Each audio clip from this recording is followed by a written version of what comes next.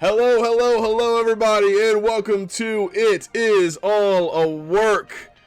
Today it's me, your boy Big T, and to my side we have Hanji Manji. If you forget the names are below. Please feel free to join the chat, like, share, and subscribe, all of the good stuff. Today we are going through SmackDown from 426.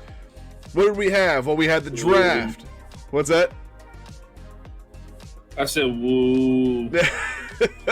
We had the draft. We had Carmello Hayes and Cody Rhodes. We had some stuff with the Kabuki Warriors and Bianca Belair. We had announcements for Backlash. We had it all. Some bloodline stuff. We had everything. Honestly, for me, the SmackDown was a little bit underwhelming. The draft was a little bit underwhelming. Sucked. Right. The draft sucks. But we're going to get into it nonetheless. It Nonetheless, we will be getting into it, and we have a new Uncle Howdy Glitch, which the link for that is the YouTube link, and that is our latest video. Please check that out. So, moving on. SmackDown. You know how we started, right? People entering the building. So, again, I'm hoping this is the last week for it, because we got the draft, we got people in some designated areas. I mean, they'll do it again Monday night because there's a draft Monday night. Right. Maybe it's less. I'm tired of people in their cars coming in pulling up like this is what I look like pulling up to work. Like, all right, here I am. I mean, I don't think it's ever going to end. I think that's just the thing that they want to hype. They think it hypes people up. I think that's what they think. So, by the way, nonetheless, we are going to start the show with us seeing Bianca Belair and Jade Cargill coming into the arena. Corey Graves is going to announce the draft and announce the rules of the draft. We see our champions on each brand are going to be protected. There are going to be 4 rounds tonight, totaling 16 picks. We're going to get a glimpse into the war rooms for Raw and for SmackDown, and Kayla Braxton's going to be backstage with Paul Heyman.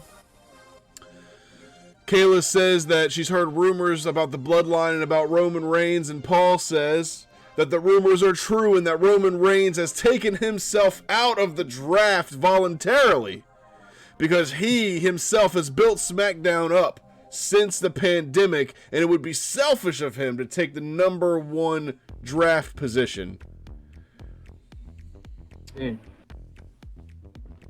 He then decides he's going to throw out this little statement. He says that is what a real tribal chief would do. It says that the pressure is on Nick to choose the right superstars because tonight those first 2 choices will be making history. And he said that intrigues him.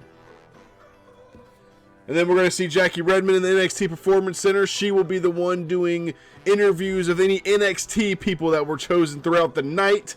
And she said that there's one question on everybody's mind. Who's next? It's kind of interesting wording, right? You think that was a dig at Goldberg for being a dick about Asuka? Nah, not even. I mean, NXT's always been about who's next. I mean, it's literally called NXT. Well, that's fair. So I think it's just, more of a play on words. I mean, if it was a dig at Goldberg, yeah, I didn't catch it. More of a dig would have been, putting on a sad ass showing like he did with Brock Lesnar, the first match they had. They could have came up with something with that, but nah, I don't think that was a dig. That's fair. That's fair. Honestly, putting Gilbert over Goldberg would be more of a dig. Yeah, I mean, of course, but how do you do that in the context of the draft, though, is what I'm saying. Maybe talk about, past superstars who could be on this brand. We had this person on this brand. We've had Gilbert on SmackDown. I don't know. It's just random stuff. But no, I feel like they wouldn't throw a dig at Goldberg for that anyway. Not in that context. It'd be more hyped up to that. Fair enough. I don't know. I just felt like it could have been. Shawn Michaels is petty like that sometimes, but either way, we're going to switch to Corey Graves. He's going to be in the middle of the ring. He's going to be announcing that Nick Aldis is busy tonight, so he's going to take care of the contract signing between AJ Styles and Cody Rhodes. He's going to announce them both to the ring, and AJ is going to be the first one to speak. He says, before I sign this contract, I just want to say that this is the first time two Georgia boys are going to go against each other for the biggest title in the business. He says he respects Cody Rhodes because they've both had to prove themselves outside the company. He invokes Dusty's name, which Cody's got to be getting tired of this shit by now. Every time he fights anybody, they have to mention Dusty. They have to bring up Dusty. But I mean, everybody knows his daddy. That's part of the business.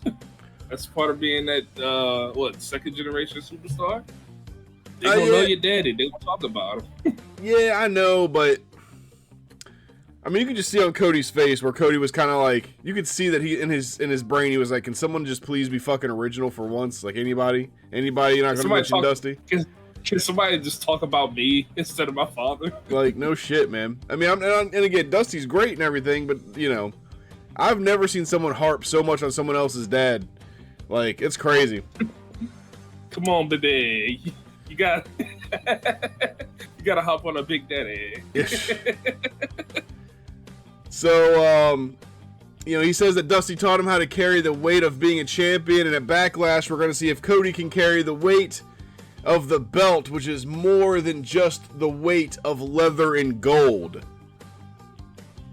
AJ's going to sign the contract, and Cody's going to get on his mic, and he's going to say that everyone in the back respects AJ. Hell, I even compared you to Bret Hart, saying that you were the excellence of execution, the modern day excellence of execution. I still don't like that, by the way.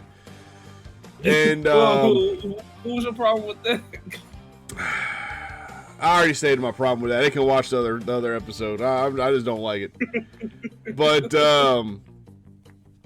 he said that Cody says that he himself even respects him, but the respect goes out the window at Backlash. Cody says that that he was told by someone that he looks up to a great deal that it's not about winning the title, but it's about holding on to it.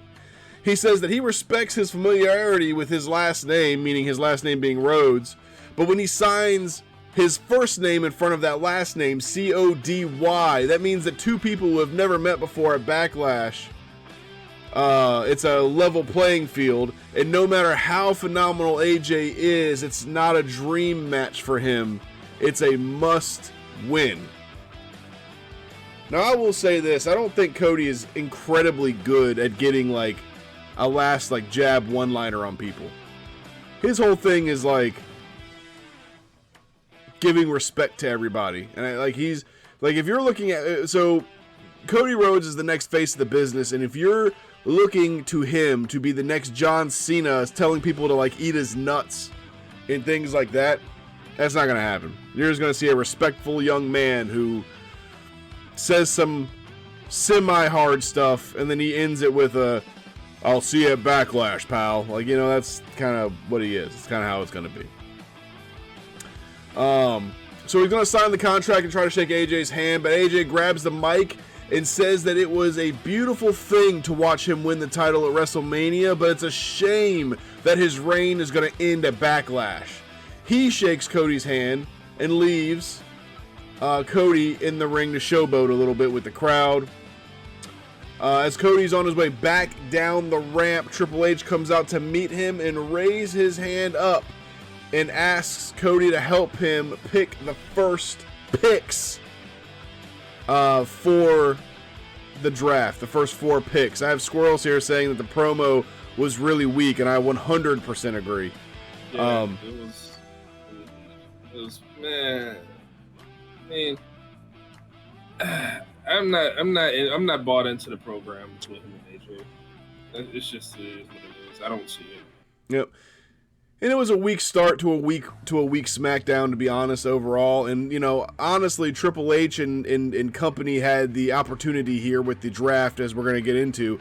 They had the opportunity to make this something special. They had the opportunity to make this something that would get people out of their seats. And instead,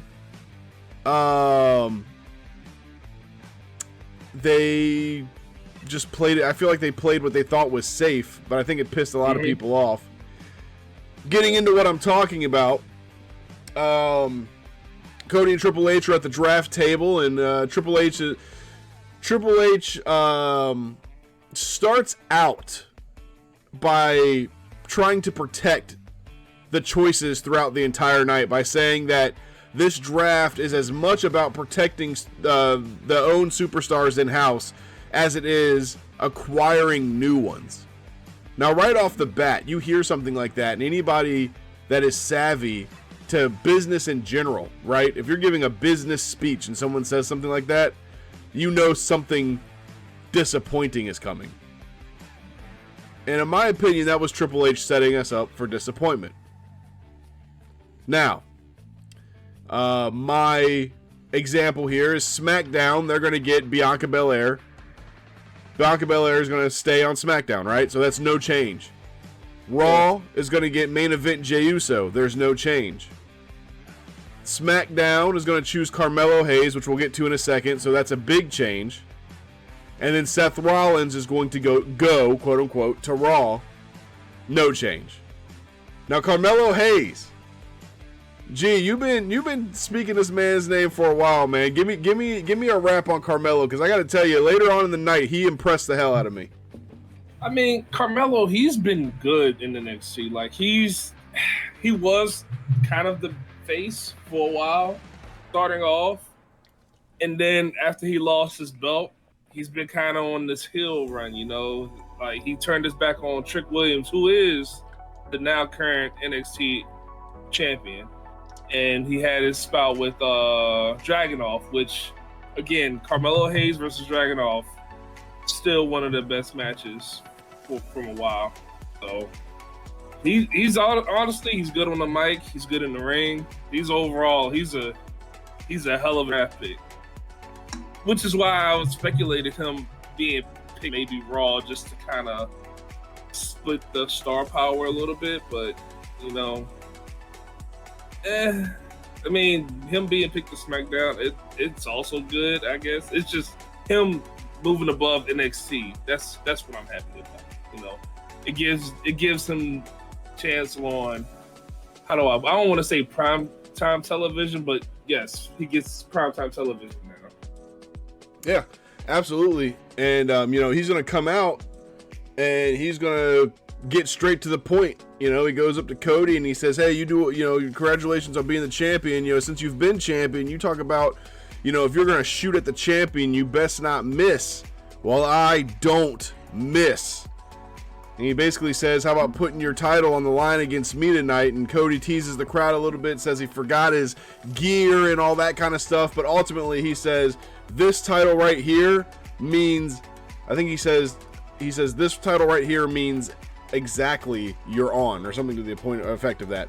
But basically they shake hands and now we've got ourselves a match. And you could see in the background just how proud Triple H was of Carmello Hayes, man. Like you could just the way he cut his promo and everything, man, Triple H was happy as a motherfucker.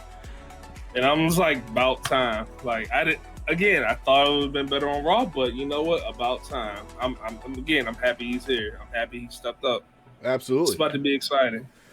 Absolutely. So now we got LWO versus Legado del Fantasma. We are just beating the drum again.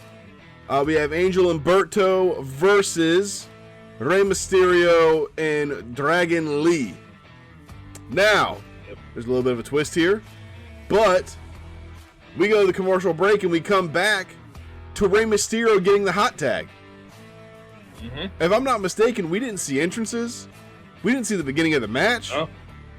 Nope. We just see Rey getting a damn hot tag. We see the end of this match. Yeah, basically, because I hate to say it, this match is kind of played out. Like, I love Rey Mysterio and Dragon Lee as a team, but versus the Legado del Fantasma, I mean, how many times are we going to see the same match? Yep, exactly. That's what I'm saying. And, you know, we've got, so the match itself was a quick match. Legado del Fantasma really didn't get a lot of offense in. They got some, But the big story here is that after Dragon Lee gets the pin, Santos Escobar is going to come out. And Santos says that he is not a liar and says that he is not the one who attacked Dragon Lee, and he means it.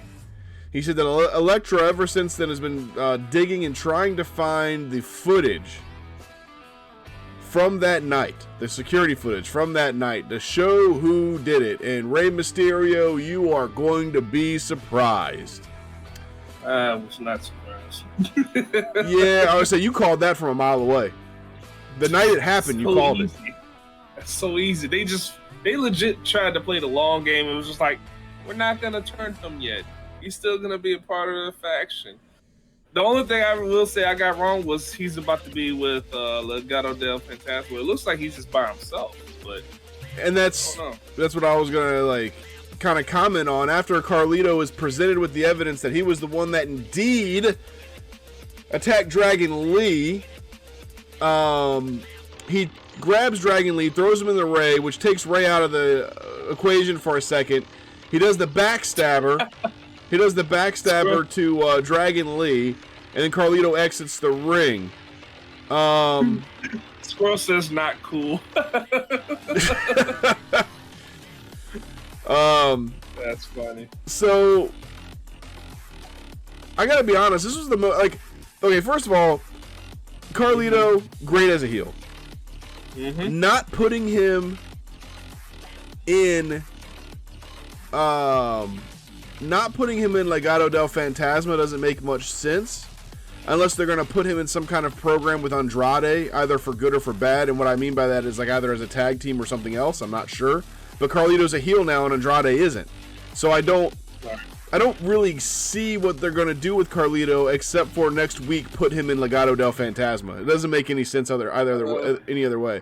Now, if you put Carlito in Legado del Fantasma and then you put Santos in LWO, which is what's going to happen. You mean Andrade? I'm sorry, yes. Andrade in LWO, which is what's going to happen because he's currently in a program with Santos. Mm-hmm. Carlito has to fit somewhere, either that or he has to go away. It's one of the two. I don't know. I mean, honestly, well, he's going to have his matches with Rey because that's going to be the program now. It's going to be Carlito versus Rey. That might be the first match. It's either him or he's gonna face Dragon Lee because somebody has to, get their get back. But that's gonna probably be the program, and then possibly he gets put into Legado del Fantasma afterward. Oh, I don't know. I don't know what they're doing with this. I just know that Carlito's a heel now, which is where he's supposed to be, but. It's all question marks from there. So Squirrel says Andrade is going to Raw, but that's not accurate. Teddy Long announced that AJ Styles and Andrade in the fourth round. AJ Styles and Andrade would be going to SmackDown. Alpha Academy and Kiana James will be going to Raw. And that was in the fourth round. But yes, Andrade is going to SmackDown, 100%. Okay. That's why I'm saying he's joining LWO, because they're taking him there just so he can join LWO. I mean, and to be honest, they didn't have much for him on Raw. I mean, let's be honest. They really, outside of Judgment Day, I mean, they could have done things with him here and there, but there's so much star power in that mid card that Andrade didn't really fit. Yeah. Now, I do think it's unfortunate that he's just going with the other Latinos on SmackDown. I do think that's because that's most likely what's going to happen.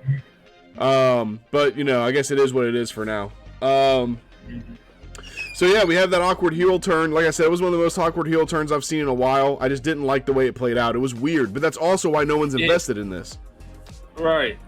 Again, it would have been perfect timing to do that at WrestleMania. Yep. I don't know why they waited on that. Maybe Dragon Lee couldn't be there, but I mean, he didn't need to be there because I don't know. It's like you said, it's awkward as hell. It's like, all right, well, I saw this coming. I can't speak for everybody else, but it was just random, like, oh, Carlito, oh, and then he takes off into the crowd. It's not like, oh, you know, Andrade put him up to this. I mean, not Andrade. Santos put him up to this, or you know, it was. I mean, I know why it was, because he got looked over again for tagging with Ray, which is, I guess, why he came back. So that might be his beef. Yeah. But then again, everybody eventually turns on Ray. It's a concept now. Let's say, oh, that's true. Everybody turns on Ray, and then Ray has his little comeback story. That is true. So we're gonna get a view of the Raw and SmackDown War Room, which I wanted to punch someone. I wanted to punch someone in the head every time they said War Room. I was like, that is just the dumbest. Whatever. But we're gonna get a proper announcement after that for the match for Cody and Carmello Hayes. When we come back to from the commercial, we're gonna head into Bron Breakker versus Cedric Alexander. So now, Bron is getting people who actually have names to them. It started last week, and they're getting a little bit of offense, but he's still killing them. He's the new Brock Lesnar. So I know that I said I wasn't going to do this, but I decided that I'm going to call every wrestling move in this match. All right, I mean, it literally takes 5 seconds to go for it. I was going to say, stay with me. I know it's a doozy. So, we have a missed clothesline by Bron Breakker, and Cedric gets the upper hand. Cedric does a chop, a right hand, a chop, 3 right hands. He decides, Bron is going to end up breaking that situation up. He's going to send him to the ropes. Then Cedric's going to do a handstand springboard off the ropes, turn around, and he's going to get the shit speared straight out of him.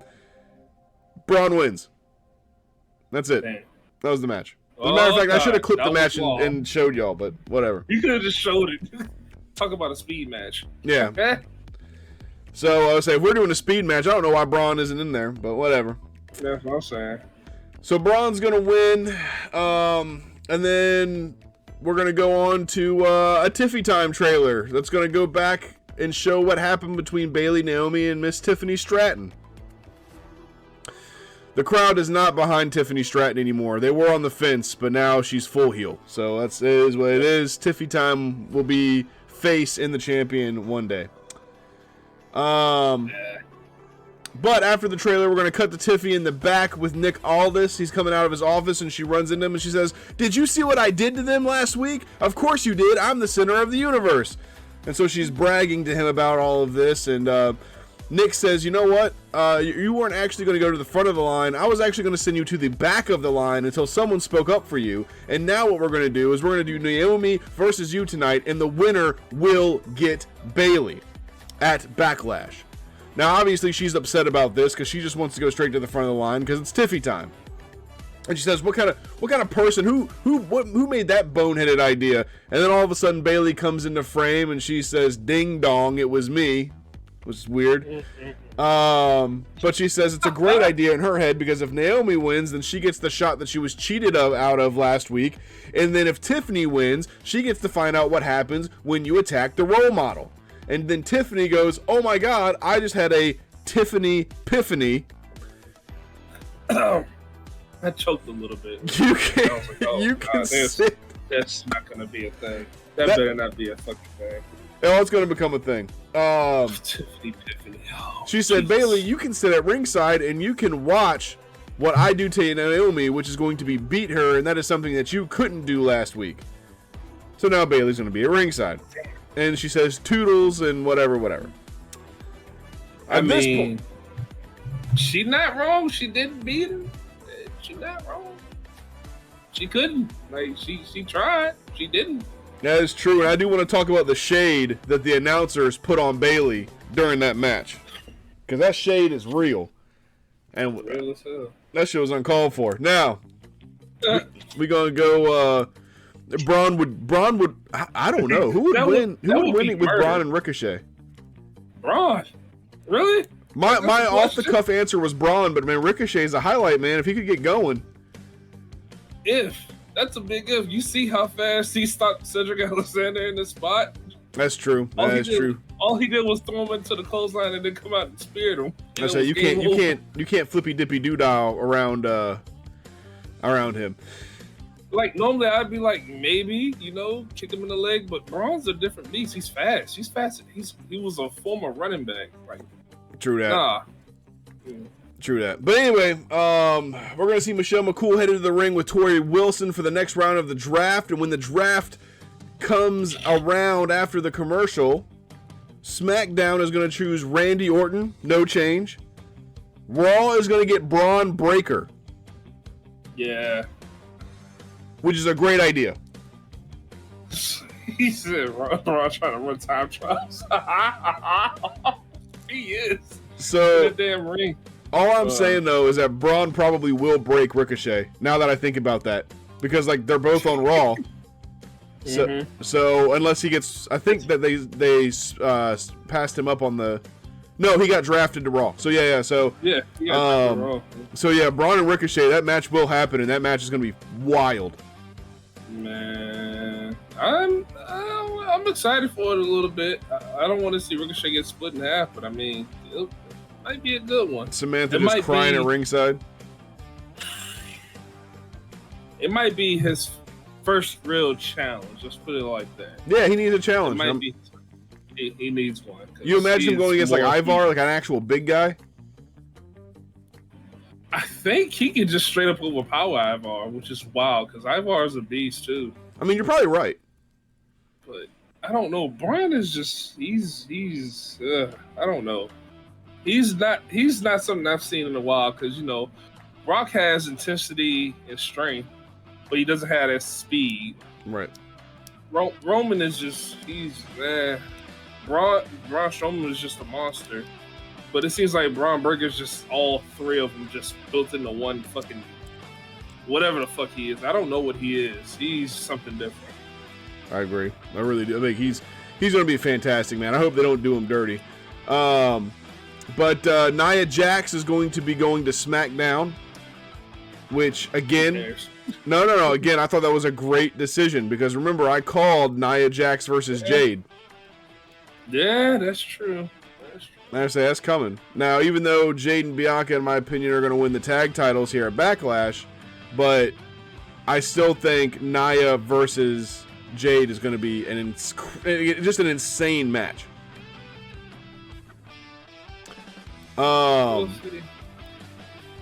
Yeah, Bron versus Bronson Reed. I can see that as well. That would be a really good one because Bronson Reed is very intense, very, very intense.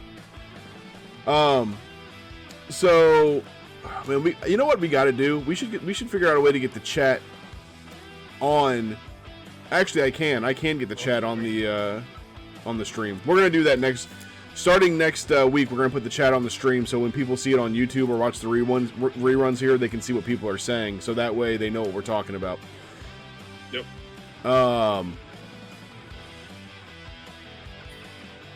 So where are we at now? We are at yes. Liv Morgan goes to Raw. No change. Liv Morgan staying on Raw was the right choice. I will say that. Corey Graves tries to reinstate that it's important to protect your current brand. And again, he's only saying this because WWE knows this is stupid. Like, they know, like, there's other ways to move people, man. They didn't have to do the draft for all. Like, there's other ways to move people than, like, get people hyped up and make you think that maybe 12 out of 16 people are changing. No, it was 4 out of 16 people changed. Maybe 5. So, but bad news. We still got Monday. That is true. That's true, and I'm trying to keep that in mind. But bad news. Barrett is going to mention that the bloodline still hasn't been chosen, and he says that wherever trouble is, or wherever the bloodline is, trouble always seems to follow. At that point, we're going to get a recap of the bloodline and what they did to Kevin Owens last week. And after that, Solo and Tama are going to show up, and Solo is upset that the bloodline hasn't been drafted. And I mentioned this to you and Dresh when we were watching it. This is the dumbest thing. Like, he walks in, and he's just like, "Wise man, tell me everything."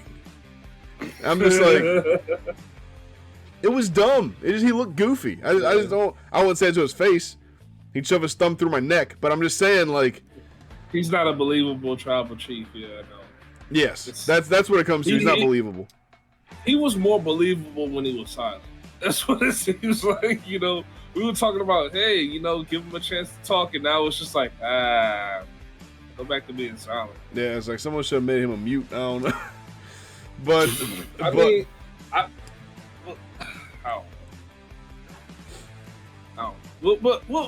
give him a couple more chances before I say, you know, mute him up for real. Just let it ride out, because I mean, again, Roman had suffering succotash, so that was a thing that legitimately happened.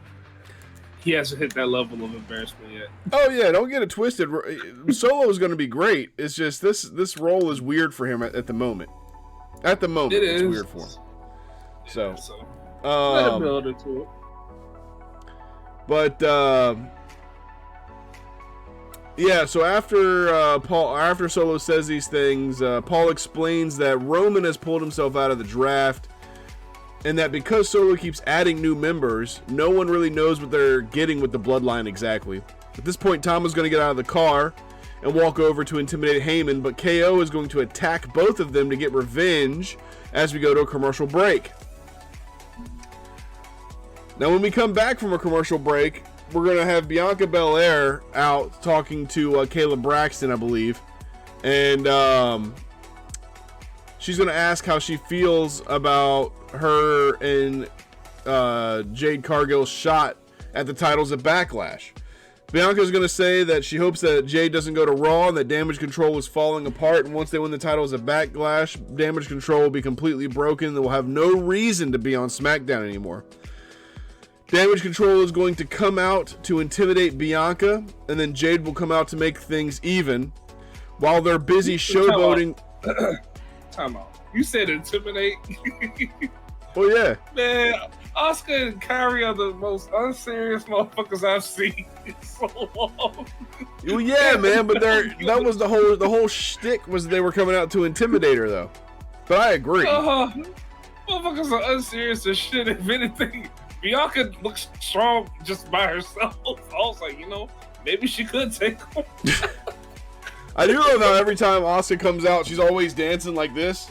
Like, this is all. That's what Asuka does. This is the Asuka move right here. That's what she does. So I'll.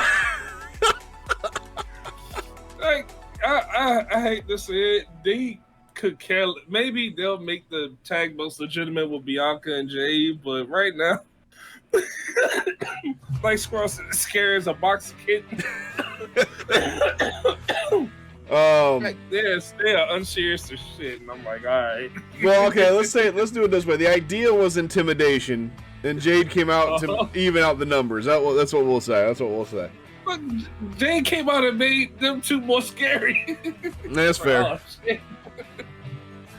So, but the whole point of this entire thing was to, one, slyly mention that there's going to be that tag team match, because until that point it hadn't been announced. And then KO and Tama are going to fight through the entrance to the arena all the way down to the ring. They're going to get into the ring, and then Solo's going to jump in there and start attacking KO. Now, security's going to follow, and Tama's going to be like, nah, not this time. And Tama just beats the shit out of all of the security. He just beat the hell out of, like, security is worthless at this point. So, like, Solo is sitting here just keeping Kevin Owens down and fighting him and beating him. And Tama's just beating the shit out of, like, 12 people. And so after it looks like security has just given up, you're going to have Randy Orton run down to the ring. Mm-hmm. Tama is a psychopath, so he just darts himself at Orton, and Orton gives him like the meanest clothesline I've seen Orton give somebody in a long ass time. He goes for an RKO on Solo, and Solo reverses the RKO, gets out of the ring, and they're gonna jet. We are gonna get the announcement for this match later on at Backlash, and I gotta be honest with you, like when this was happening, I was like, yo, this match is going to be dope. This match is going to be dope. And that was before I knew the match was coming. I'm excited as shit for this match. I'm not going to lie. I hope so. I legit hope so. I want this to be a good match. I have my reservations about it, but I want it to be a good match. What are your reservations? I just don't know what they're gonna do with Tama. I don't like. He is legitimately a force to be reckoned with. Instead of just having him as an enforcer for Solo Sikoa, who's lost every dark match, every other live match. He hasn't won since John Cena. I feel like, just throwing him in the match with Tama Tonga is cool, but I don't know how it's gonna go. Heard that. But as a wrestling fan, yes, I'm just excited to see Tama in the ring. So right. Let's go. I say, when I came to the realization that Randy and Tama will be in the same ring, I was like, this is going to be just interesting. It should be good. Yeah. That part of it should be good. Even Tama and KO, it should be good. Right. So, and it sucks because Solo is actually a good wrestler. It's just you haven't been able to see it. He is. Yeah.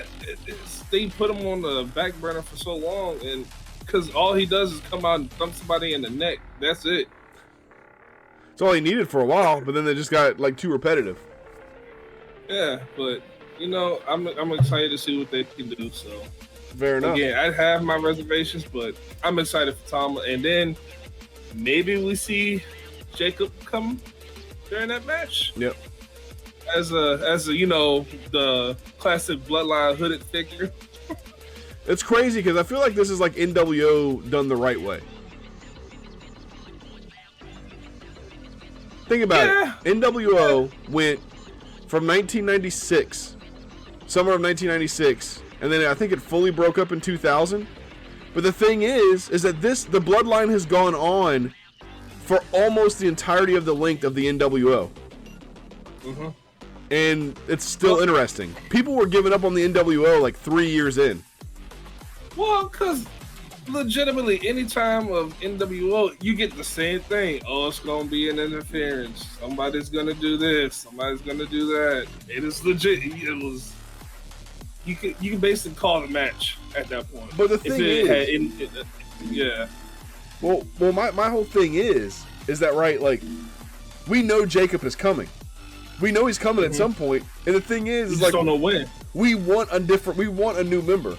Like right now, we're at NWO and NWO Wolfpack because obviously it's going to be the Usos and Roman Reigns, the OG bloodline versus the new bloodline. That's what's going to happen. Yep. So, I mean, but the thing is everybody wants it, and then after that, as long as they dissolve the bloodline correctly, and we don't get like a finger poke of doom. It's like we'll be fine. Like it'll go down as the greatest faction in history. And I know a lot of people don't like to hear that because everybody's like, "Oh no, DX, NWO, this and that." No, the bloodline has the ability to go down as the greatest stable in history, even better than Evolution. Like it's been fantastic. The story itself is better. I will say Evolution didn't last so long in my eyes. It kind of came and went. Like they still had their moments, like after they were dissolved, and it was like, oh, are they gonna? And then it was just like, but. And to Squirrel's point, NWO had like 400 members. You never knew who was in the damn thing. Like, everybody was in it. Like at one point, Sting was in NWO. He was in NWO Wolfpack, but it was still NWO. Right. I think legitimately the only ones that weren't in there was maybe Goldberg. And can you think of another member that wasn't? Can you think of somebody else? Maybe Rey Mysterio, but he had LWO. But DDP was never NWO. DDP, yeah. Goldberg, DDP, Booker T. I count Rey Mysterio. I feel like he was in it for a hot second. I know Stevie Ray was in it. But maybe. I don't know. Maybe. I can't remember that. Yeah, Squirrel says Booker was in. I was like, I remember seeing him in it at one point, but I can't remember what it again. Everybody was in. There was literally 0 to like 2 WCW people, and it was just the rest was NWO. That's fair. So either way, again, I'm excited for everything that it has to offer. I do remember that now. He painted his face to look like Sting and all that. I do remember that now. That was just like I was a young man. I was a very young kid at that point. So like, yeah. But either way. We're gonna see Bubba and Devon heading down to the ring for the draft, and when we come back for the commercial. By the way, I should mention there was a glitch during Cedric, Alexandra, and Bron Breakker. I skipped over that. I apologize. It wasn't a QR code, which is why I haven't mentioned, which is why I skipped over it. That's my bad. By the way, this is where I got pissed off about the draft. Mm-hmm. Bubba and Devon come out. SmackDown gets LA Knight. Raw gets Ricochet. SmackDown gets Bloodline. Raw gets Sheamus. Literally no change whatsoever. I literally was at work and I put my shit down and I said, what the fuck is the point of the draft? I was like, why are we doing this? I remember you sent that message. I was like, yeah, you know. Like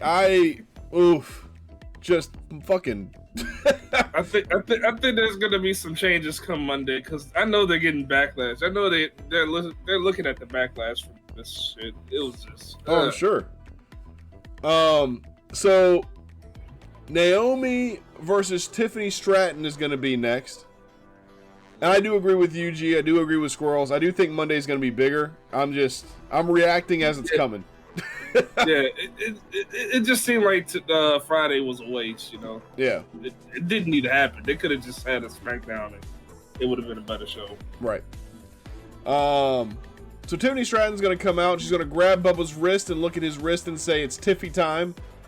Oh, speaking of that, Bubba tweeted out later that, you know, Tiffy broke his watch.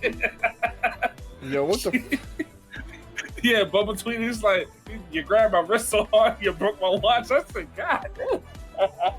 Alright, well, I caught Bubba, and I wish that I would have gotten a clip of it, but Bubba hard checked out Tiffany when she walked by. I'm not surprised. Like he looked at that girl's ass. Like I was like, bro, you on national television, bro. Like I get it, I understand, but damn. Because Devon said, break my watch, I'm gonna look at your ass. If you watch them, go back and watch it. If you watch them, Bubba looks at her ass and Devon checks him. Devon's like, bro, no, hold on. What are you doing? Yo, he forgot he was on TV. He was like, yo, we in the locker room. So, I said, ooh, man, ooh, she called you out. All right, look. They called you out. Look. Yes. Damn. Yes, I did. But, but I'm not on live television. I'm not Bubba Ray Dudley. Oh. Well, I gotta be in trouble on my own podcast. Yo, they put you on blast. No, that's all good. That's all good. Damn. So. Damn, man. I guess I'm not calling anybody out for checking people out no more. So. So either way, during this match, the commentators are going to give Becky, or not Becky, but Bayley a really hard time. So. They ask her things like if she's gone soft, if she's scared to fight Tiffany Stratton, and they tell her that Naomi almost beat her last week. And like, I heard them say these things, and I'm like, man, I've never heard them go against a current champion so hard. Like, I don't mind it, but I was like, damn, that's wild. Like Bayley, she didn't really sound annoyed, but I was kind of taken back that they went at her like that. I was like, man, she's on commentary with y'all just giving her a hard time. What the hell? I mean, she's not. I guess technically she is a face, but at the same time, she's still in that heel mode. You know, the role model gig. So it's kind of like, you know, still her versus the world, except for a choice few people, aka Naomi. I think that's the only one that legit has her back. So yeah, I mean that's fair too. I mean she has she does have a heel like arrogant vibe about her. So I think I can see that. I can see that. Maybe she's like the anti-face, like Drew almost. Yeah, that's the only reason. Heard that. But yeah, you won't lie though. They did go after. I didn't I wasn't paying attention to that. I was just kind of eyeballing the match, see if I see any moves or something, you know, any takes from Tiffy time and Naomi. But yeah, they legit were going at her like, hard. True. So like, soft. The biggest move that I got out of this was when Naomi did the scissor split off the apron onto Tiffany right before the commercial. That shit was wild. I she does those scissor splits a lot, but off the apron and landing on her, and then she like, it doesn't matter either way. Like, it was a very interesting move to say the least. Well, he don't want to get called out again. That's no, it's not that. It's like she did some kind of rodeo move, and then Bayley was in her chair also doing the rodeo move, and I'm like, what are y'all doing? Like, what the fuck? Man, you know what they were doing. You know what that means. I'm just saying. Jesus. Either way.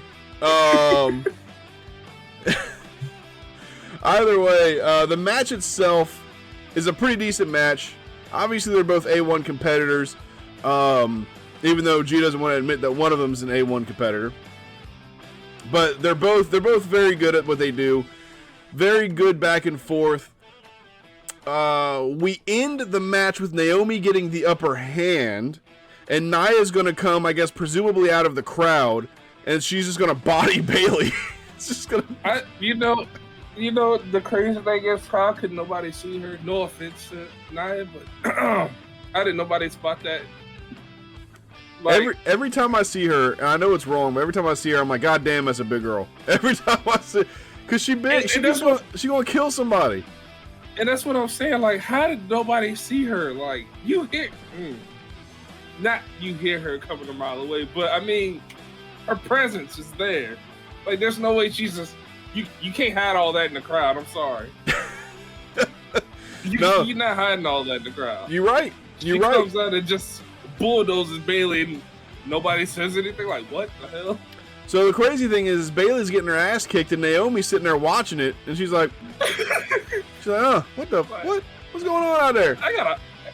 And she only goes and helps her friend when Tiffany rolls out of the ring, and she's like, well, Tiffany ain't here, so I guess I gotta fight somebody. So she gets out of the ring and she's gonna go after Nia, which Nia literally grabs her, turns her around, and just shoves her into the ring post and says, mind your business. Naomi's dead. She died. She's gone. She died. She ain't coming back. So like she hit that pole hard, man, or the whatever it is, the LED bar now is what it is, but she hit that shit hard. She hit that shit hard as hell. So Nia does some showboating, talks some smack, leaves the ring, and Tiffy said, oh my God, it's my time to shine. Throws in Naomi, throws in Bayley, goes up, does the prettiest moonsault ever on both of them at the same exact time, and she showboats. She acts like she did the whole thing herself. So Tiffany on top twice. Tiffany will not be winning the women's title. She will be the one pinned at Backlash. All of this sucks for someone who for someone like me who loves Tiffany, but it's just not her time yet. She's gonna win Queen of the Ring, and once she wins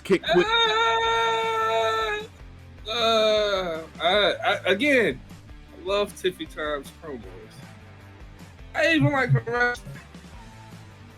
Not her time yet. Gotta give it time. Look, it's not her story yet. It's Cody had his story to say Tiffy Time's story yet. It's either going to be her or Nia. One of those two will be the queen. It's going to be Chelsea Green. You wild. It's going to be Chelsea Green. I'm purposely forgetting her. I'm telling you, it's going to be Chelsea Green. If they substitute one airheaded character for it, I want my airheaded character to win. All right. And again, don't get it twisted. She would be a good queen. She would be an excellent queen. It's not her time. No. Chelsea Green's time. And say Squirrels is over here reminding me that Queen and Green rhyme, and I hate that because it just has a good ring to it. It makes me want to be like, oh yeah, that's the obvious choice. I don't want it. I don't want it. Nobody wants it, but this is what we're gonna get, and it's just you gotta accept it. Ugh. Yeah. This whole acceptance bullshit. Look, anyway, We're going to fade into the back where we see the Street Profits and B-Fab being interviewed by Byron Saxton, and he's being given a bit of a hard time by Montez Ford. He asked them about their tag team titles against, or tag team match against A-Town Down Under, and they say it doesn't matter where they end up because they are going to win next Friday and they will end up back on SmackDown anyway. A-Town Down then shows up to talk some trash about the Profits and about the Bengals, which pisses off Dawkins, which I thought was funny. Angelo Dawkins, it pisses him off. I guess that's his team, and he's really passionate about it. Cincinnati. I mean, I wouldn't be surprised if he played for him, to be honest. By the way, Lashley shows up and scares the shit out of both of them because he puts his hands on them and scares them off. And then they just yell at them while they're running away. You know, I have not seen a more powerful manager than Bobby Lashley. That motherfucker is just a manager now, and I am upset about it. Like, all that massiveness, all that strength, it's just a manager. Yep. But the thing is, he can close on the show to Paul Ellering. That man will never get up again.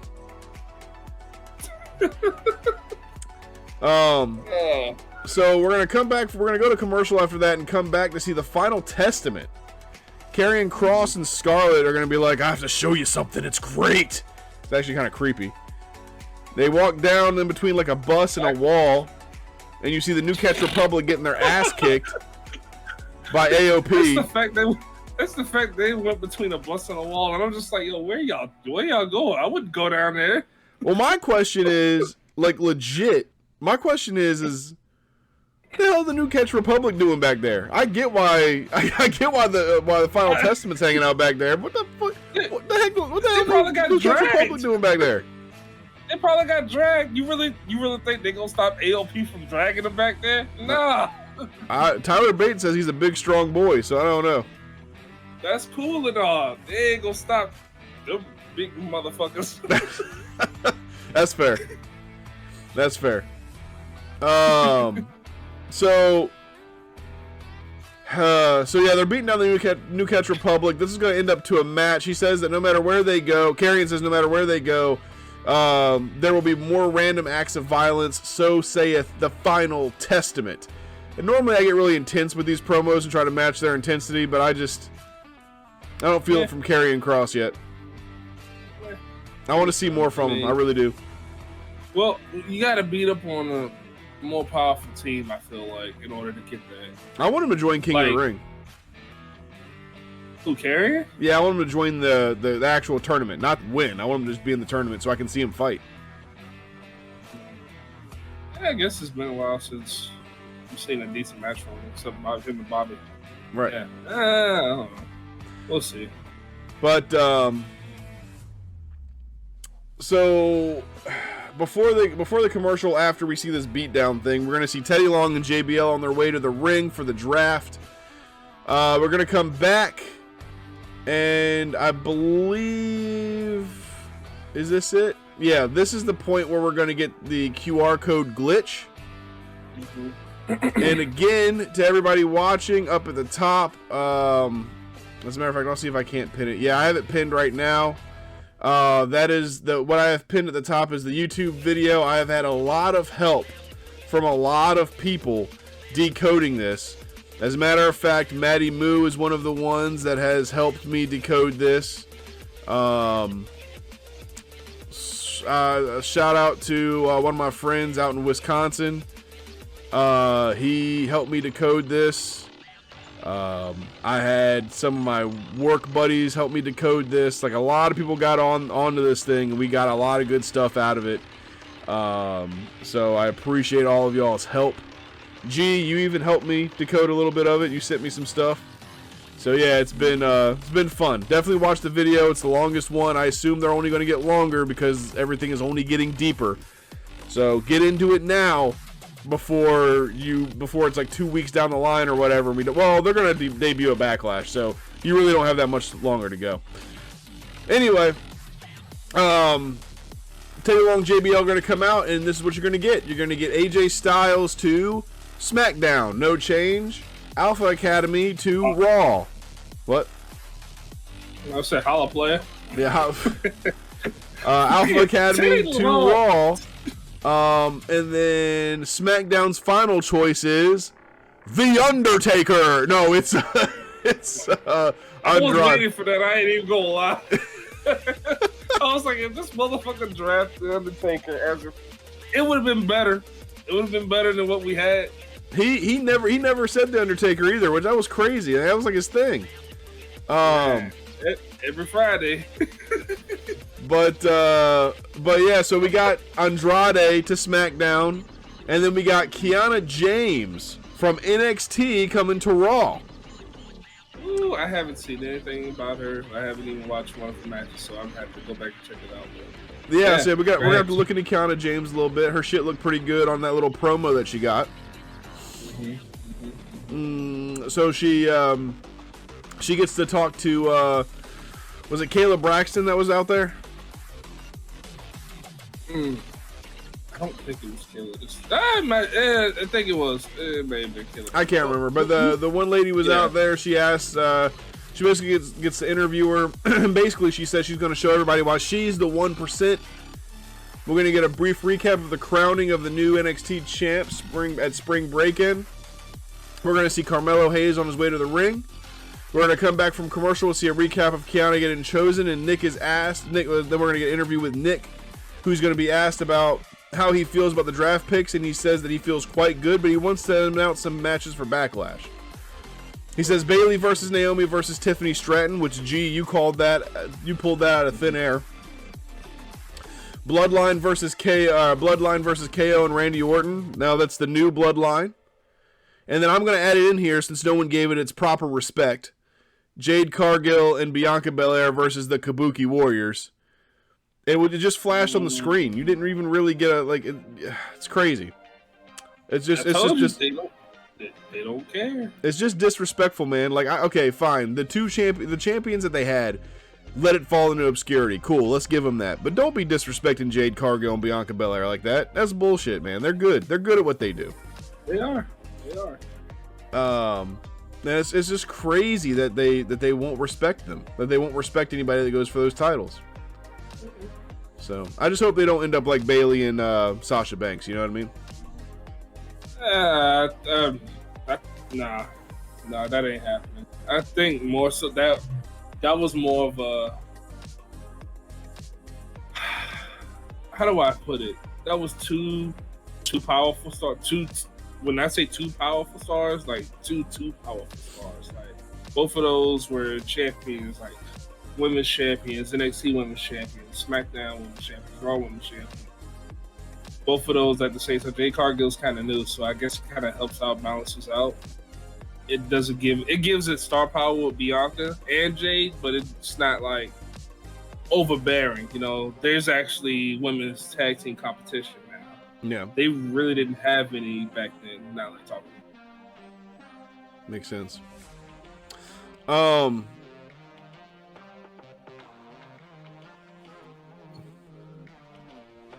on, I have to do a mod real quick. That got denied? Wait, what happened? Squirrel said, "I hope they lose" in the chat, and that's considered aggression. They're just gonna allow that. Wait, that's wild. Who lose? Bianca and Jade or the Kabuki Warriors? He hopes that Jade and Bianca lose, so they have to make more women's titles, and I agree with that. Actually, that would be cool. That would be cool to make more women's titles because of that. Yeah, but I mean, man, if those, I love Asuka and I love Kairi Sane, but goddamn, if they beat those two, yeah, ain't no fucking way. Yeah, that'll be rough. That'll be really, really, like, really rough. How do you like, again? Asuka is a champ. She went undefeated. Bianca and Jade are just too monstrous for those two. I'm sorry. And again, those two are fucking unserious as shit. Yeah. You got the Oscar dance, and you just got Kairi Sane in the back just doing whatever she does. I don't know what to call that, but yeah, nah.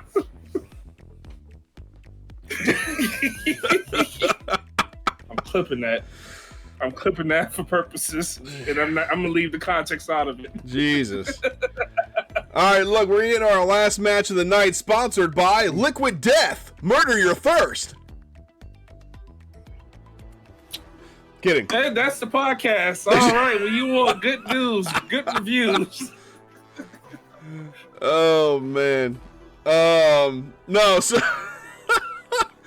no, so Cody Rhodes versus Carmello Hayes. Look, man, it was a great match for someone like Carmello Hayes and and someone like Cody Rhodes. I don't think they ever went against each other ever, and you know, Carmello really held his own, not only in the world of kayfabe and in wrestling, but also in real life in that match. He held his own as a main event person. And when I tell you that they made each other look like beasts in this match, like when Cody did the crossroads, I wouldn't stop talking about how that dude ate the mat. He ate the mat for Cody Rhodes. Yeah, he did. He knows how to sell, and that's why I like him. Like he's gonna be good. Like he's gonna be a champion sometime in the near future. I can't wait for it, but man, yeah, it's like it seemed like during the match Cody kind of sunned him a little bit.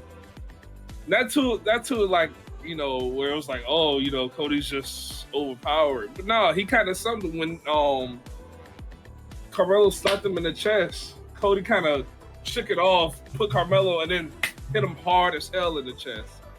That was where the glitch happened, by the way. And it was like, damn, all right. You just kind of sunned him a little bit, like, yo, this is the big leagues. You got to step up.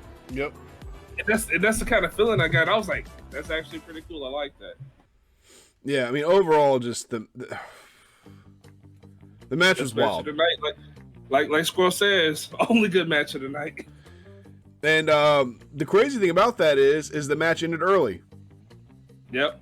When they went there at the spot at the very end of the match, they both went for a Cody cutter.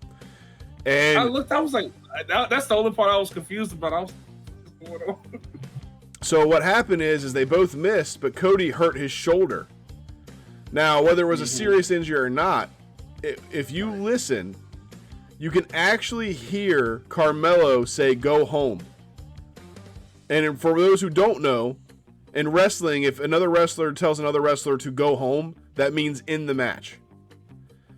So what happened is Carmello either knew or thought that Cody was hurt, picked him up, said go home, Cody reversed, did the crossroads, and the match was over.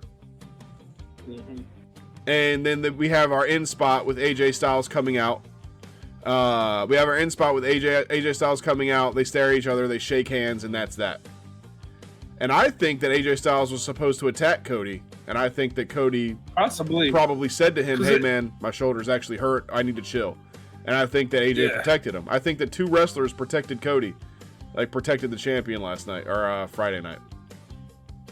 Now, and I was like, it's so weird because I was like, why didn't he attack him? That would have been a perfect opportunity for him to just come up behind him, and it would have been the AJ move, you know? Yep. But the way you explained it, that actually makes sense. That makes sense that he may have actually injured his shoulder a little bit, or it could just be a tweak where he just like, all right, I need to end the night real quick, call it a day. Right, and that's what I'm saying. It's more of a tweak. I don't think it's an injury where he has to relinquish the title or whatever. I think it's a tweak. I think he tweaked it, and they were like, hey, let's protect our champion. And there you go. Mm-hmm. I think that's what that is. Good on them. Good on both of them. Fucking veteran call from Carmello Hayes. Right. And that's the thing, like, because I paused it. Well, after it happened and I watched the end, I went back, and then I went back again, and I was like, yeah, he says go home. So he's like, okay, so he thought that Cody was hurt. He like gave Cody that. He was like, all right, cool, let's end it now, dude. It's fine. We had a good match. Because again, that ending was so weird. I'm like, all right, so they both missed the Cody cutter, but it was both like boom and then boom. It wasn't like, you know, they did it at the same time. I was like, that was a little off. But it makes sense now. Okay. Yeah, Carmello might have done it too quickly, and it caused Cody to question himself, or he may have questioned himself in general and just messed up the landing. Like, either way, Cody messed up the landing. It wasn't because of Carmello, I don't think. So yeah, no, I wouldn't. Either way, that's going to be the end of SmackDown. Matches that are set up for next week are New Catch Republic versus AOP, A-Town Down Under versus the Street Profits, and then we have the RKO show, which is probably going to end in some bloodline shenanigans, as you can probably assume. Probably. And my friends, that's it. We're keeping it right at an hour today. Well, my friends, we have reached that time of the night where Big T is tired and saying people's actual names. God damn. But I will say this, we will be back next Thursday, most likely with a new Uncle Howdy Glitch. But one thing is definitely for damn sure, if you want good reviews, if you want good news, you come here to It's All a Work. Y'all have a great damn night. It's been me, Big T. You want to see stripping. It's been Angie Mangie. Y'all be good. We'll see you Thursday. We out? Question mark. Hey everybody, it's me, your boy Big T. I just wanted to thank everybody for watching our videos and liking and sharing and commenting and subscribing and everything that y'all have done to make this community a bigger community. We here at It's All a Work really want to make the community a big community where everybody can just come in and express their views and talk about wrestling, because after all, wrestling is one of the great things, if you're like me, that helped you grow up to be the person that you wanted to be. Please, again, like, share, comment, subscribe, join the conversation. Thank you so much for everything that y'all do to help make It's All a Work a success, and we'll see you down the road. Thank you.